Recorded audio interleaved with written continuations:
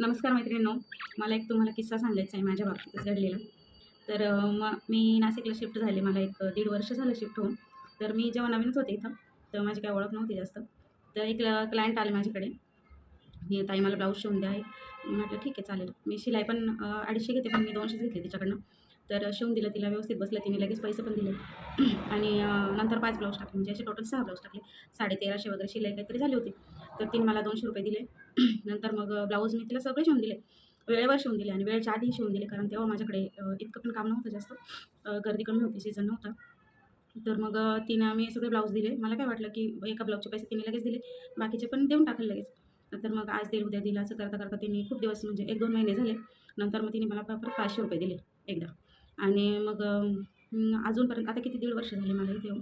तर राहिलेले ₹600 ते अजून देते. किती वेळा मागितले मी, खूप वेळा मागितले, खूप दिवस मागत होते. आणि बघा, आपल्याच मेहनतीचे पैसे आपणच भिकाऱ्यासारखे त्यांच्याकडे मागायचे.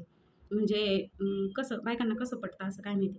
पण बाकीचे जे माझे क्लायंट इथे नाशिकचे, तर ते खूप छान आहे. म्हणजे लगेच सपोर्ट पण करतात आणि सांगतात ना, आपली ॲडव्हर्टाईज पण करतात आणि खूप छान आहे स्वभाव बाकीचे. पण ती पहिल्यांदा मला जी लेडीज भेटली, तर नाव नाही सांगणार मी तिचं. पण खूप एकदम इरिटेट केलं तिने मला. पैसे मागून, मागून, मागून मी शेवटी कंटाळले आणि मग तिला सांगितलं, "बाई मला नको देऊ पैसे, मला नाही पाहिजे. माझ्या पोरांची ओवाळणी म्हणून मी सोडून देते तुला. तू देऊच नको. आता तू दिलं तर मी घेणार नाही." कारण तिने मला एवढा त्रास दिला, एवढा त्रास दिला, की ₹600 म्हणजे ती जर 50-50 हजाराची खरेदी करू शकते, तर 600 नाही देऊ शकत का? आमचे पण मेहनतीचे पैसे असतात.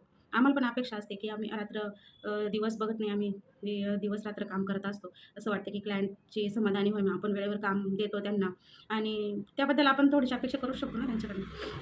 पण तिने मला खूप त्रास दिला. नाव नाही सांगणार मी तिचं, पण तिला कळेल. हा व्हिडिओ जर बघितला ना, तिला कळून जाईल. नाव जर सांगितलं तर तिच्यात आणि माझ्यात काय फरक आहे, हो की नाही? मला एवढं सांगायचं आहे, की असं करू नका. आम्ही पण मेहनत करतो आणि मेहनतीचेच पैसे मागतो. आम्ही काही जास्त पण घेत नाही किंवा खूप शिलाई 1000 आणि 1200 लोकांसारखी नाही घेत. आम्ही घरातून करतो, त्यामुळे शिलाई पण तशीच घेतो. तर त्यामुळे सगळ्यांनी प्लीज टेलर लोकांची शिलाई वेळेवर देत चला. कारण त्यांना खूप अपेक्षा असतात आणि ते काम व्यवस्थित केलं ना, क्वालिटी आहे ना, मग तुम्ही का बरं असं करता? वेळेवर देत देत जा ना. प्लीज असं करू नका.